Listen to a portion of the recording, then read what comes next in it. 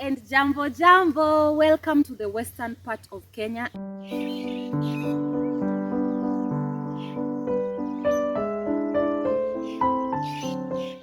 Hello, my name is Mimi Bree. I am known here as Countryside Mimi Bree. I am a journalist by profession, currently a villager, a farmer, an editor, a film producer, name it. I carry a lot of titles. Anyway, if you're seeing me here on YouTube, then you know that I create content on Countryside Vlogs.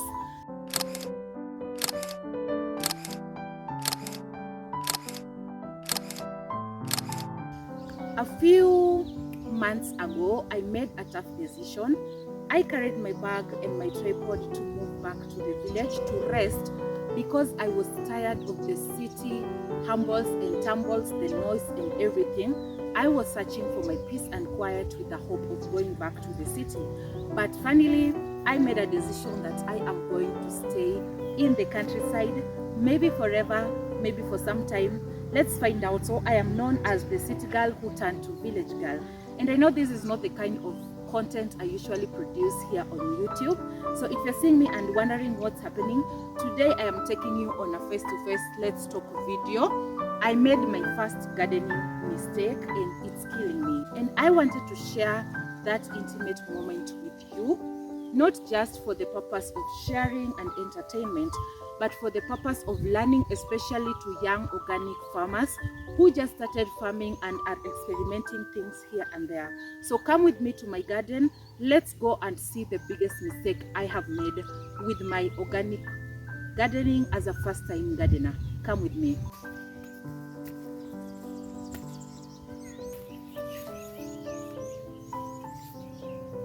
So before I take you anywhere else, I am in the middle of my Kale Garden. We call them sukuma wiki in Swahili. This is my first experimental kale planting, and so far I would give myself an 8 out of 10. 8 because I am a beginner, and also because a lot has happened since I put this kale on the ground until now. They have missed watering for some days because of personal moments, like some funerals I had to attend and stuff like that.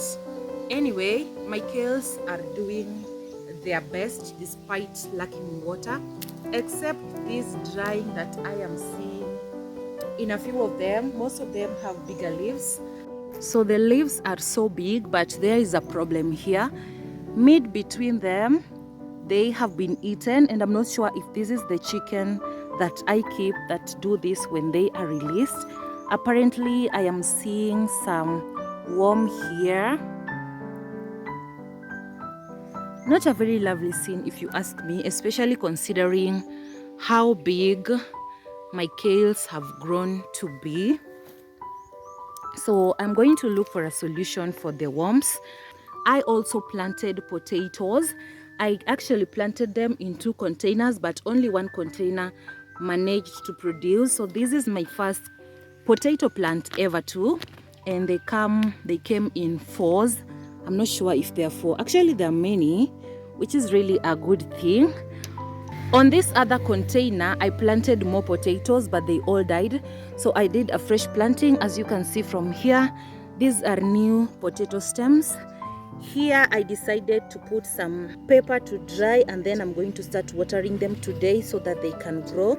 On this dead side of the farm, I decided to plant spring onions, which have really disappointed me considering this garden used to be a spring onion stroke kunde garden. So most of my spring onions are having stunted growth, which is not really cute.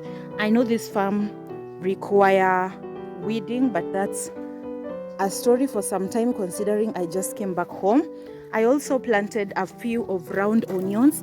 Apparently the round onions are doing perfect, and I'm considering just planting the round onions. In this other container I have garlic, which I just planted directly from the clubs, and so far they are doing well. And right here on the bare ground lies spinach seeds.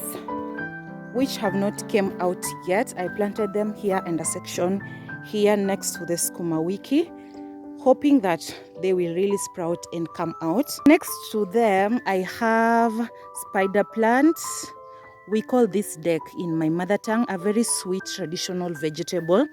And I took my time to transplant these seedlings. Apparently they have grown so tall and they should be transplanted to a bigger space to avoid this yellowing that's happening around them because of stuffiness. They lack enough water. They are scrambling for water and nutrients. So these are going to be transplanted as soon as the garden, the other part of the garden, is dug. On this other side, I put more vegetables. This is also a traditional vegetable. We call it osuga in my mother tongue, and they have overgrown apart from the watering which they lack, considering me being away for some time. But that's that. And then on this other side of the garden, I have this other vegetable which is also like very bushy, but that will be sorted today in the evening. They are called mto. So I have mto here, and most of them are already producing seeds. So once the seeds are dry, I will uproot them and replant them. I'm considering putting sunflower on that side of the garden. The vegetables should be transplanted, as well as kunde. So that is how my garden looks like. Not bad for a first time, I know. Anyway, here is where the mistake lies. As you can see, this is water. And from the look of things, you can see a lot of worms inside this water. That was not the plan. The water has grown bacteria that is not good. So let me explain what was happening here. I read somewhere that to make organic liquid fertilizer, you need to soak your stems in water, and apparently that is what I was trying to do here until things went wrong. From what I read, and if you're a big farmer, let me know in the comment section, you are supposed to soak them for at least 2 weeks, but mine has gone for maybe 6 weeks or more. That means the water has over decomposed, and that is why it has worms and it smells really bad. So I was thinking, like I told you, I had a funeral to attend last week, and that took a bigger part of my time. But I was thinking that once I came from the funeral, I was going to use the water to enrich my soil for the kales and all the vegetables. But when I saw the worms, I got concerned, and that is why I decided to Google. And what Google told me is that I over soaked this water, and that is why we have worms. And apparently it's not good for use.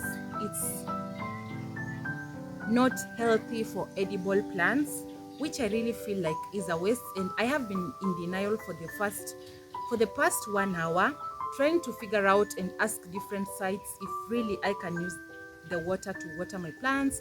ChatGPT told me no. Google told me no. I asked an expert and they were like, if it smells like sewage, it's okay, but if it has worms, then that's something different. So to avoid contaminating my soil, especially because of how big the kales are, I have decided that I am pouring the water away. I wish I would have used this earlier. I wish I could have used it to plant my plants. But from the look of things, water waste. A lot of time used to decompose this. A lot of effort, a lot of hope, but it all goes into a waste, and this is not a cute waste. I have just remembered that we have chicken, and that does not smell good. It doesn't look safe. If Google says it's not safe for human consumption, then I think it's not safe for chicken consumption. And considering the fact that our chicken are free range, I am not going to risk. I am going to dig this soil built by anthill.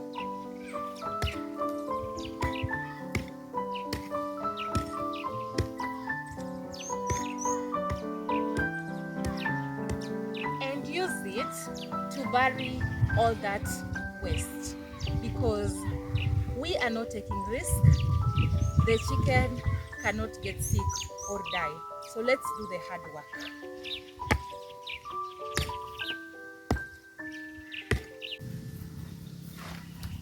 The English once said, better safe than sorry. Are we safe? I hope so. Are we sorry? I think so. So I think I should call or say better safe and sorry. So let's pour this and bury it.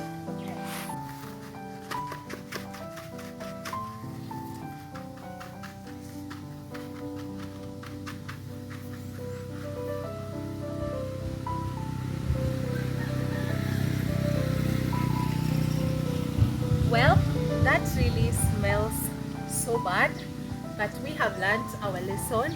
Meanwhile, let us go and water the plants to avoid them drying up, as we think of solutions on how to make our farm or our garden become better. Come with me. Long time no water, so as we water these plants, I want you to drop for me tips on the comment section, telling me how best I can take care of my vegetables, especially this sukuma wiki, which have started acquiring unhealthy worms. Put your comments below and let me know, because this does not really look good. And as you do so, don't be like the young me. Remember, ukulima si ushamba. Until next time, bye bye.